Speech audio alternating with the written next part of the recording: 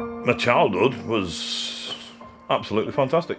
Alcoholic mother and a dad that was workaholic, he was never here. Unrestrained freedom, you know what I mean? But without the boundaries, I guess. But yeah, chemically dependent, 8, 9 years old, alcohol. An alcoholic at 9 as such. Labelled maladjusted, I remember the famous label, you know, when I got taken into care about just after my 8th. I'd never met violence, I'd never used violence until I went into the care system. This young individual, he pushed me and pushed me and pushed me until I responded accordingly. I hurt him on a level that shocked even me back then, do you know what I mean? But I found that in that one instant, I loved this powerful feeling that I got, you know what I mean? And it wasn't long before I was taken over the children's home and became the bully. It just progressed into something even I couldn't see at that point. I went to fight in Kosovo. I saw on the TV the cruelty that the Serbs were doing, and protector kicked in and my ego kicked in, and me and 5 friends went off to fight. I learned to fight from a big nasty Russian that taught me for close combat stuff. But I came back traumatised and scarred even more, and what a man can do to another man. Started drinking on a degree. It just escalated the violence. Soon I come into conflict with the system on a real basis, and it wasn't long after that when I picked up weapons. And my offending was around my substance misuse. Do you know, my funding my substances, the crack especially, that was a big bill. I spent over just under 29 years in custody from 8 years old, being in care and all that stuff, and off to Securicom, then Borstal training, and then YC, and then jail, and they shipped me off to Berlin to Scotland. It had to stop.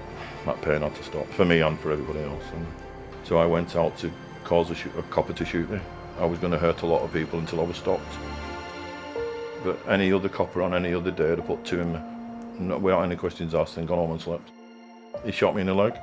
I shouldn't be here. Not on that guy's training. No, I shouldn't be here. But I am, so it's a wacky story. Yeah, I crossed paths with Happy Days during my recovery at my daycare at Huddersfield. But again, fate, whatever you want to call it, I met this young lady from Happy Days that was doing something that pleased me. It was something I had a love for and a passion for and a certain skill set for, and especially around building communities, and I'm pretty good at that stuff. With never having a home as such, I could make my home anywhere. I built a community around me, wherever I was. Anybody can put a roof over your head. They make a connection on a level I've never seen a service make a connection. I don't call this a service. This isn't a service that I'd describe as service. The support and that interaction between client and professional, it sings, it fits, it really fits.